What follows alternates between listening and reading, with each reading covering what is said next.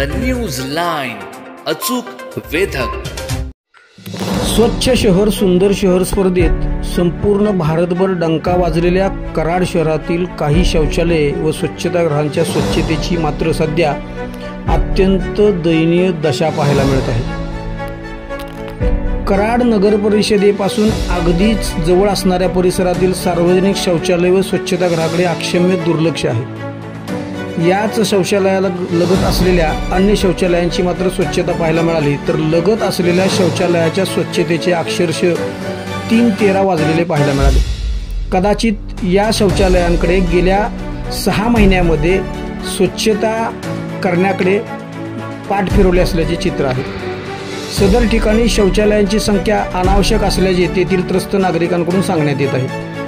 कराड नगर परिषदेकडून शासकीय निधीची अनावश्यक उधळपट्टी होत असल्याचा हा प्रकार म्हणता येईल। याचा ठळक पुरावा कराडच्या प्रीतिसंगम बागेमध्ये पाहायला मिळतो।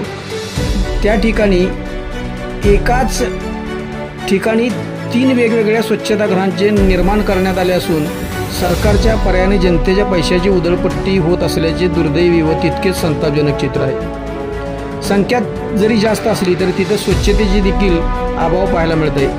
अलीकडच्या काळात कराड शहरातील स्वच्छतागृहांची संख्या दिवसेंदिवस कमीच होताना दिसत असून असणाऱ्या स्वच्छतागृहांच्या स्वच्छतेचाही दर्जा पुरता रसातळला गेलेला असल्याचे पाहायला मिळत आहे। सध्या संपूर्ण शहरभर नगर परिषद निवडणुकीची चर्चा घडत आहे।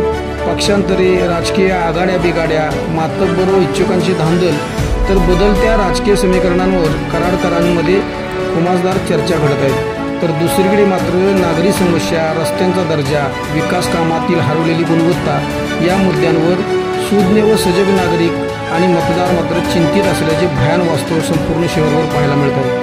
व्हिडिओ जर्नलिस्ट अमोल टकलेसह Pramod Todkar, the news line, Karad. The news line, अचूक वेधक।